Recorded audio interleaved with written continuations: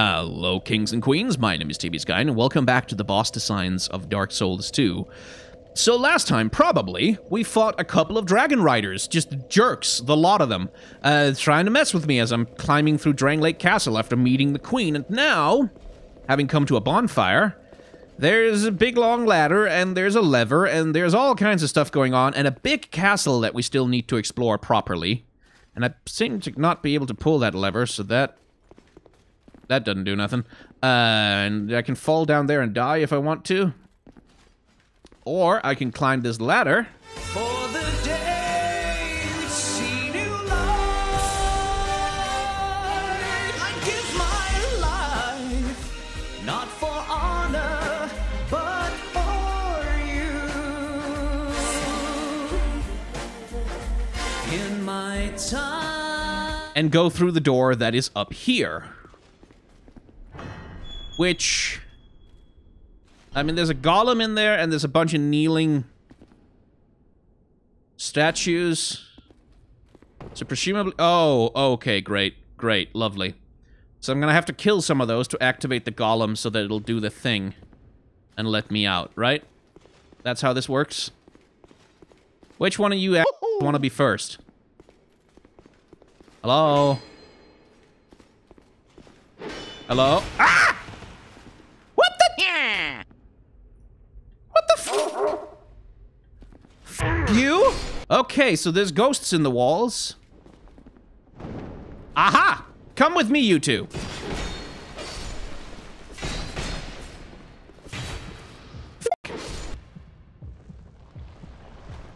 Okay, what does that do? So these would be the golems that the king created using the giant's power. Aha! I see. So that activates whatever the hell that is. Elevator, probably.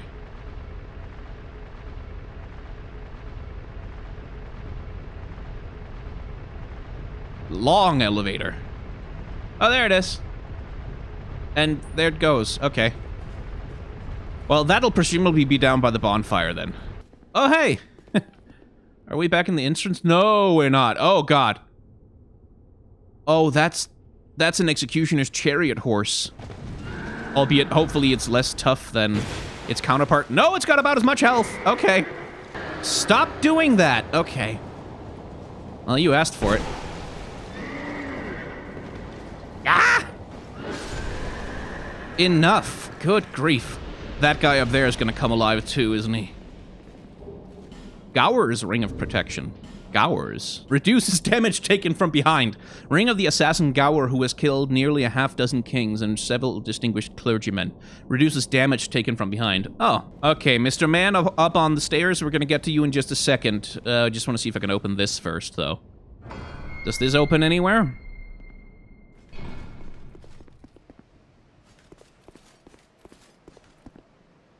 Wait, is this... Is this what I think it is? I hope it is. Oh, f*** off. No! Oh god, oh god, oh god, oh god, oh god, oh god, oh god, oh god! Oh god! Oh god! Oh god!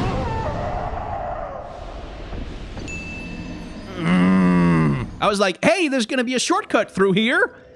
I hate those ladies. Oh, right! He's there. Piss off, ghost! Okay, so... Wall ghost, sorceresses, all kinds of bull. Just gonna start with this.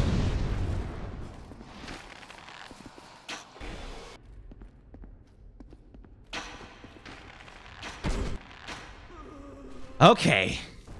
Sweet vengeance. You're trapped. You're not trapped. You have an Estus Flask shard. That's nice.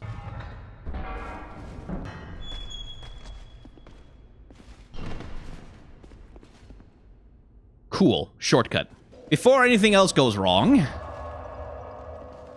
I'm just gonna hit Majula. Because there's very little point dual-wielding ultra great swords if their damage output totally sucks. Right, so we're gonna do this.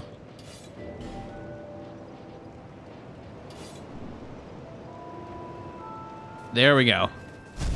Ooh.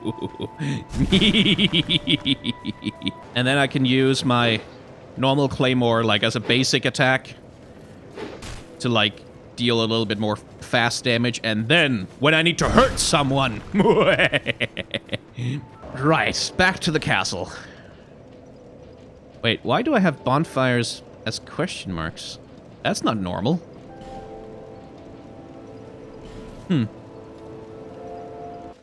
So, where do you go? Oh, this is gonna take a while, isn't it? Ooh, ooh, ooh! Wait, no! That was just the ladder. It was... I thought it... I thought it was a... I thought it was a secret. It was just the... It was the long ladder that I climbed. Holy shit, it's still going? Do I have to wait for it to get all the way up there? Oh my god, okay. Right. In the meantime, while we wait for that... Right, so Mr. Man at the top of the stairs up here, who is almost certainly going to come alive and attack me. Yes, hello. So we're seeing a collection of a lot of enemies from previous areas in the game, basically. Which makes sense with Dragon Lake Castle as the central hub.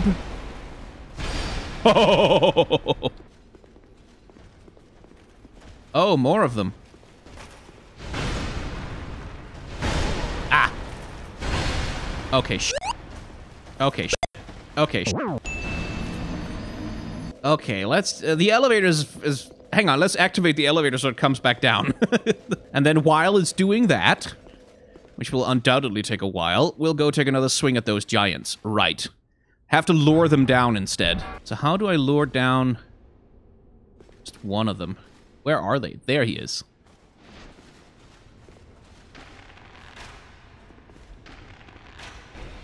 Hi. Ah, it still aggros both of them. Hell. Like that. Yes! Hell yeah! You're not the only one who has a big sword to swing around. So this one's the mimic. Yes! There he is. Whoa! Okay.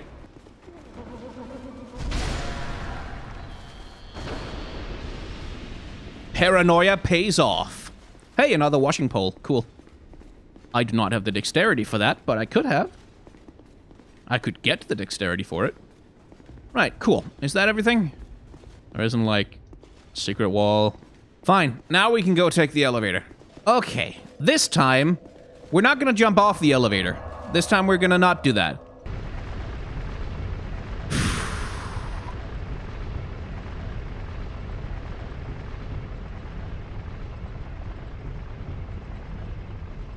Right, so that's where I climbed up to before.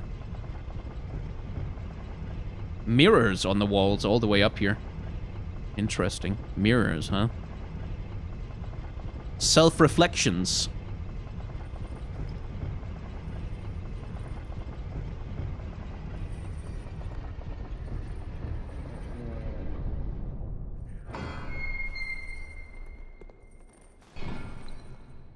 What the hell?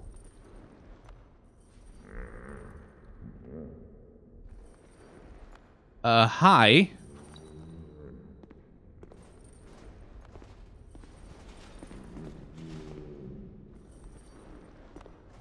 And then there's a woman in there.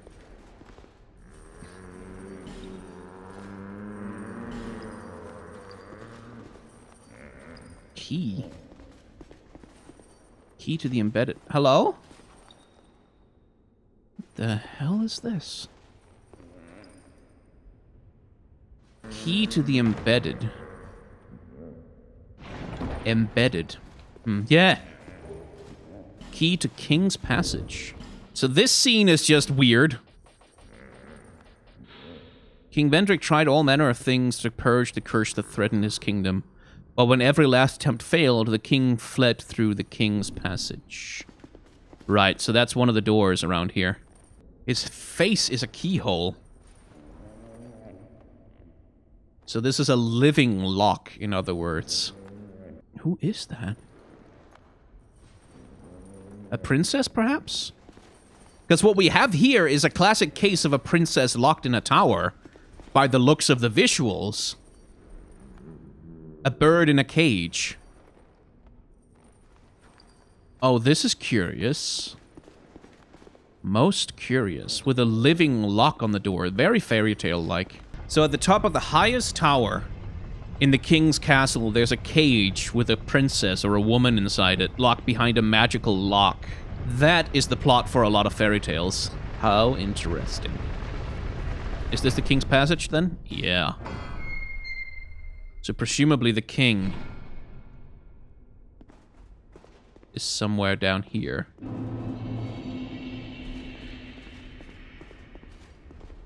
And I guess this is a PvP area, too. That looks kind of like an arch tree. Then who are these two people?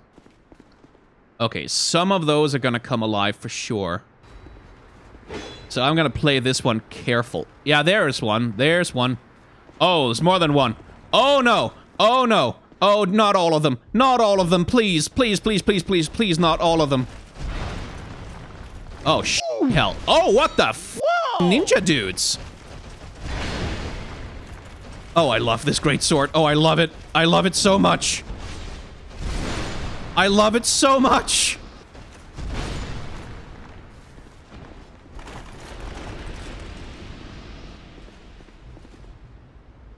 Benhard!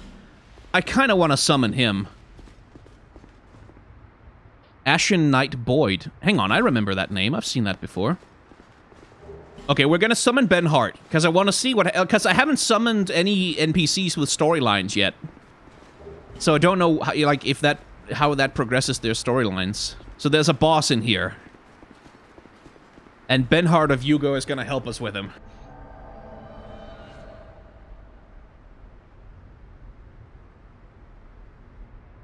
Alright, let's see.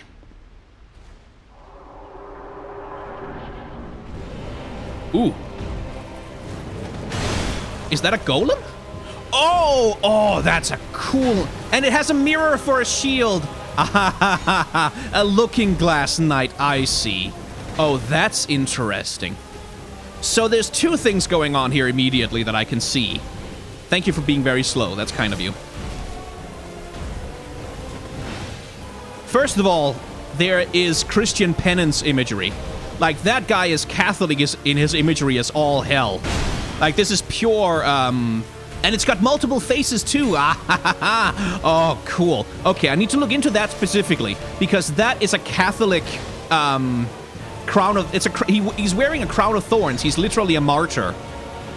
And he's got a looking glass, which is, like, a mirror is a symbol of self-reflection, always. Like... in imagery, always. Mirrors are symbol... Oh, I don't like that. They are symbols of self-reflection, and so is penance. Like, the idea of like, showing penance before God. Which is... what's he gonna do? Oh, jeez. Benhard, you have a lot of health, bro, buddy. Did I just smash his shield? Oh, no, wait, hang on. I just made a minion for him. I see. Well, let's get rid of that. Okay, so if you hit his shield too many times, you create an enemy to fight you. Right. Interesting. Very interesting. Ow! Jesus. That's a wide swing. Come on, do the third one. Yep.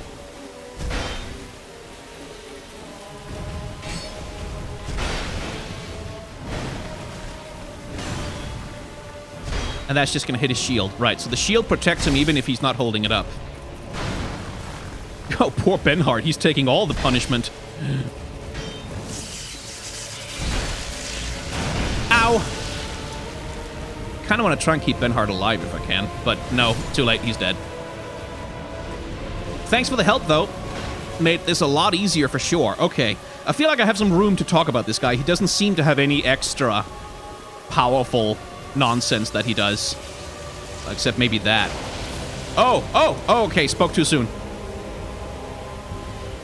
But yeah, this guy is a Catholic saint, basically. Even the shield has thorns around the edges, look. Whoa, okay, he's got a straight shot as well, right. Might want to stay a little closer, just to bait him into attacking. Okay. Fine. This is fascinating. And now he's trying to... Yeah, there it is. Oh, hello. Oh, it breaks out on its own. So let's not have you do that, actually. Let's just take you down.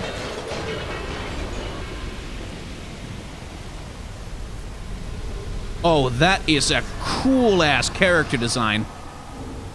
That is cool as hell. It's self-reflection and self-mortification. Let me see. Soul of the Looking Glass Knight, who challenges visitors to the Lordless Castle. Interesting. Long ago, the King's Passage was a route taken by the bravest warriors to prove themselves, but now it only prevents one from pursuing the runaway king. Oh, I'm looking forward to seeing what kind of weapons I can get out of that. Can I have his shield? Can I have the mirror shield? Oh, I want the mirror shield along with my big sword. Oh, I want that. I also want his sword. His sword was so cool! Right, well, let's follow the elevator down and see what's down here.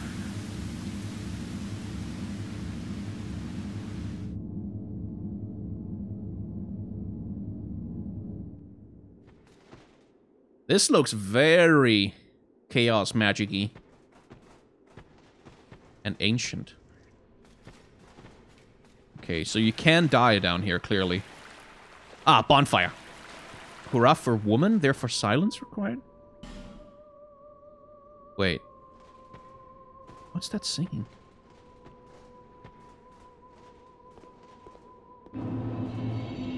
Shrine of Amana?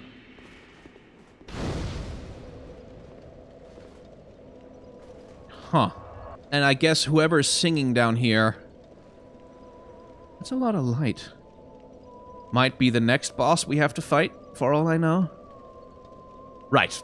So, before we throw it over to Futureskind, we're just gonna go see Strayed and see if he can give me some equipment for this soul I've just gathered. And if he can't, then we'll go and see our bird friend. Okay, so he doesn't have anything for the night. Yeah, feeble blah blah blah. Right. Okay, Seldora then. Oh. Oh, I want them both! I want them both! I want them! Oh, that requires faith. Meh. A great sword forged from the soul of the Looking Glass Knight. Strong attack unleashes its latent power. Fearing something wicked, the king fled the castle and never returned, but his warrior, forever true to his command, stands ready to expunge those who would challenge him. The looking glass at the castle is said to have been a passage to another world. Can deflect spells. Cool. I really should remember to check in with him more often, since he has those boss armors sometimes. Not gonna lie, I kind of want it. How heavy is it? A lot heavy, okay. Oh, but also a lot of defense. So, mask worn by the Looking Glass Knight, made of metal but has high lightning defense. Those who wish to serve the king as loyal warriors must take the king's passage and face the Looking Glass Knight. Those who fail the test are sacrificed by the merciless specular monstrosity. Makes sense. So, those he summons from his Looking Glass shield are probably people who failed the test before me. By the looks of it. So, that was one of the coolest boss designs I've seen in a long time.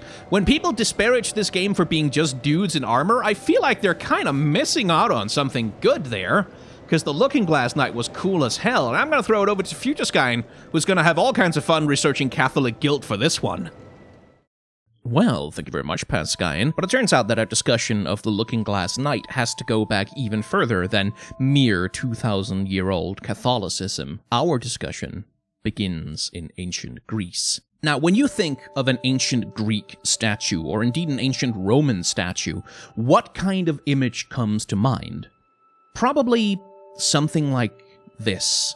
Now, this is not a Greek or Roman statue. This is Michelangelo's David, which was created in the 1500s. But it does represent the kind of image that a lot of people have in their head when they think about ancient Greek or ancient Roman sculpture. And in fact, ancient Greek sculpture does look remarkably like that. These are some of the Elgin Marbles, which is a collection of marble sculpture that was, well, looted from the Parthenon in Greece by the British Empire. As you can see, very much the same kind of sculpture. Bare, unmarked, rendered in bright white marble, lots of focus on anatomy and form. But here's the thing. Even though these are indeed ancient, authentic Greek statues, that is not what ancient Greek statues actually look like. They look like this.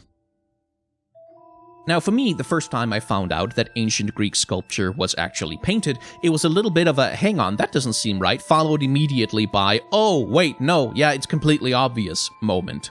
Because, of course, ancient Greek statues were painted. Like, why wouldn't we paint absolutely everything else? Color has been associated with divinity and with power and prestige and glory for as long as human beings have existed. We have always used color to express ourselves. Pretty much every single other culture on Earth paints their statues and their sculptures, so why wouldn't the ancient Greeks do that? And of course, the reason why for most of my life I thought of ancient Greek sculpture as, you know, bright white and rendered in marble is, well, because of this. Because of the Renaissance.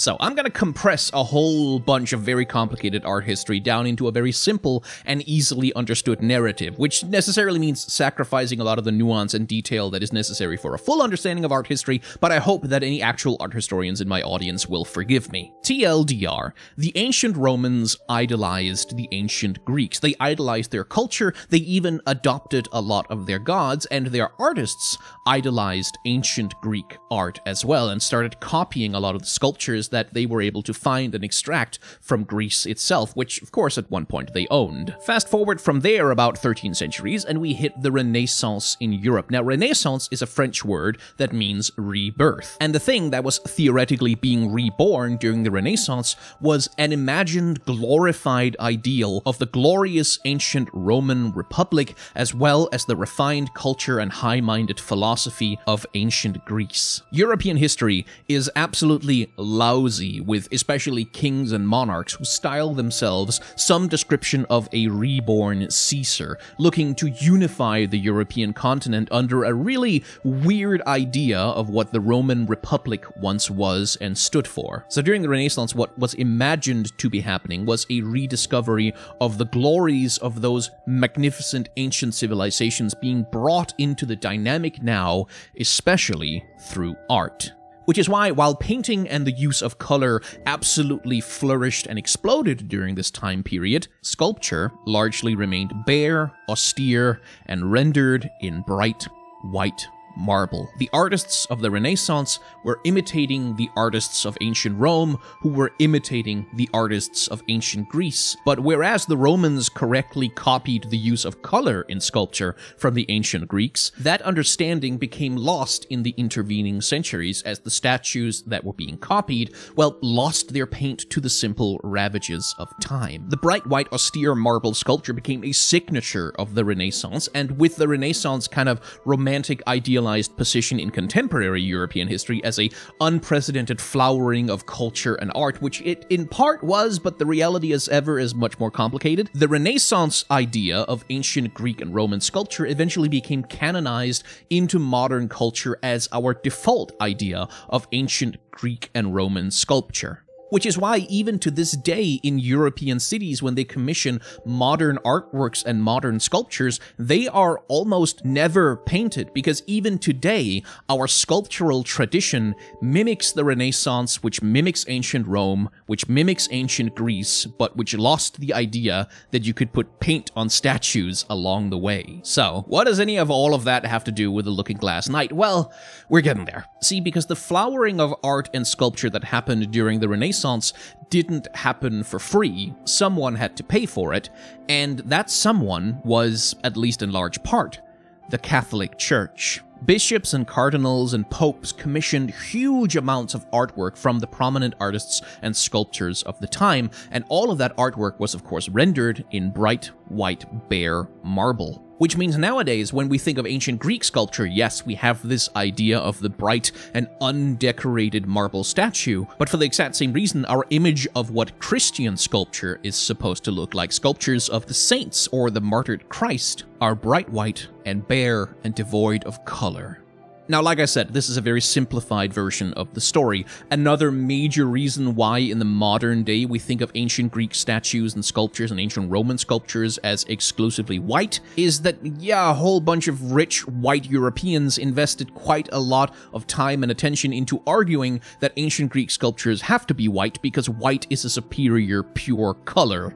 The lack of color in our ideas about what sculpture is supposed to look like isn't just like an accident because some paint fell off after a bunch of sculptures got left outside for too long. It's also an active and virulent ideological battleground between people who, you know, understand what is actually true in history and people who have, for various reasons, most of which are racism, invested a lot of their identity into the idea that ancient Greek statues should, must, and will be white. Now, this analysis segment has already gone on very long without actually discussing the video game boss that it's technically supposed to be about, so I'm going to leave some articles down in the description. I recommend that you go and read them, if nothing else just for your own interest, which discuss this whole issue in a lot more detail and with a lot more competence than I can. So, the Looking Glass Knight. The reason why we went on that whole discursive exercise about the history of art and the history of sculpture is because, well, this is why the Looking Glass Knight looks the way that he does. The knight, as I mentioned during the fight, is patterned explicitly around the visual tropes and patterns and the visual identity and references of European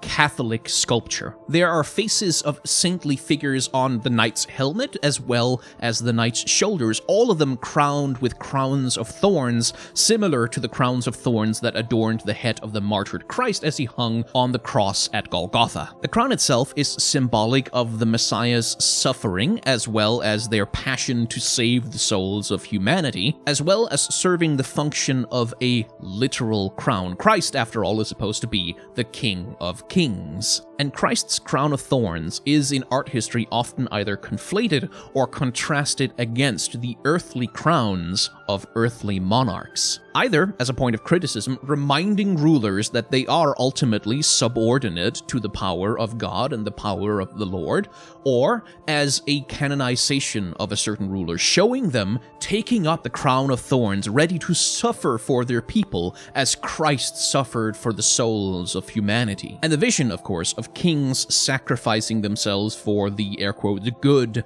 of the world is imagery that Dark Souls is already tremendously familiar with. And so to me, it's interesting that a knight who guards the king's passage, who tests those who try to seek and find the king, would wear the crown of thorns as a symbol which presumably means nothing in the lore of Dark Souls because there is no Christ there, but which almost certainly has some meaning to the players who encounter him, who do live in a real world where there is that long history of bright white Catholic statues showing the faces of the saints, in exactly the same way the bright silver of the Looking Glass Knight shows us pictures of weeping faces wearing crowns of thorns. To me, the imagery seems to constitute a kind of warning. This is what wearing the crown is like. It is a sacrifice, as Queen Nashandra already implies to us that a true monarch bears the burden of their souls. In other words, if you want to follow King Vendrick, you have to be prepared to overcome this kind of test, this kind of sacrifice. You have to be willing and able to self-reflect. Which, wow, it almost took me 10 minutes, but I finally got to the most notable part of the Looking Glass Knight's character design, which is also, like, literally in their name, the giant mirror that they carry around. So one of the mechanics of the Looking Glass Knight that I didn't know about when I was fighting him is that they can actually summon other players in that mirror. People put down their red summoning signs, and then randomly on occasion the Looking Glass Knight will bring them into a fight with an actual player, which thank God that didn't happen to me. I would have gotten my ass kicked. But that simple fact does tell us a lot about what the mirror is supposed to do here. Like I said, mirrors almost always represent some kind of self-reflection metaphor, and they are all over Drangleic Castle. The walls are lousy with mirrors, and that imagery comes to a head with the Looking Glass Knight, who forces you to confront a mirror image of yourself. Now, not literally yourself, he doesn't spawn a clone of you, but he spawns other players, or occasionally phantoms that are supposed to stand in for other players. Other players who are going through the exact same story as you, who are fighting the exact same curse as you, who are being confronted with the exact same challenges as you, but who have chosen, presumably, very different answers to the questions that the game is posing them. Players who have chosen a very different identity with which to go through the game, confront King Vendrick, and hopefully find a cure for the curse. The Looking Glass Knight is clad in imagery that's associated with Catholicism, a religion which does not exist in Drangleic, but which exists for you, the player. He's adorned in crying faces topped with crowns of thorns, evoking the suffering of the Christ as well as the idea of a self-sacrificing, redemptive king on earth who saves the world from, well, the curse of original sin in this case. He is the gatekeeper who guards the path that leads to King Vendrick, and before he will let you pass, you must struggle with yourself, your own identity, your dark reflections, all the versions of you that could have been if you had made different choices. Are you the best version of you that you can be? Are you ready to take on the mantle of kingship? Can you bear the weight of the thorny crown? Hey, thank you very much for watching another episode of the Boss Designs of Dark Souls 2. This was a very interesting boss, and I didn't get to talk about half the stuff that I wanted to talk about, but good lord, that analysis segment was running long already. If you have enjoyed it, though, I would greatly appreciate if you click, like, any of the buttons around, like the subscribe, comment, like, bell icon, any of those buttons, because YouTube tracks how many people hit the buttons, and how many people hit the buttons is kind of an important metric in determining whether or not your video gets, you know, shown to people, or whether it just gets to wither and die along with all the hours of work you put into it. So when YouTubers ask you to click the things, it's because, well, it actually kind of does matter. So if you want to help me out, that would be nice. If you would like to support this channel more directly than that, then I have a Patreon, I have a merchandise store, and I have a tip jar. You can avail yourself of any of those if you so desire, and if not, that's completely okay as well.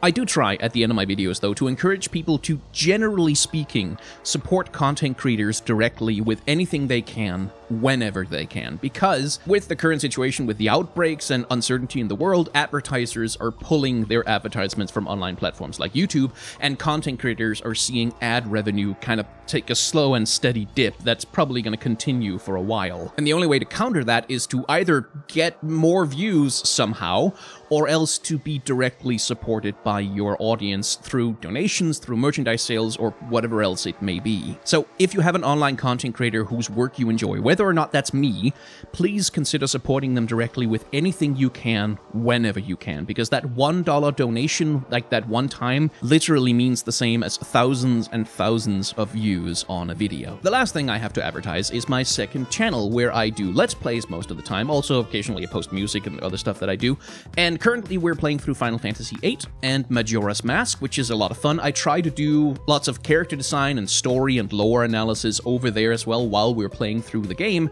and the people in the comments over there seem to enjoy it, so if you want to enjoy it too, then you can head on over there and maybe click the subscribe button and also some of the like buttons. That would be nice. Anyway, at the end of the video, thank you very much for watching, and please remember to wash your hands.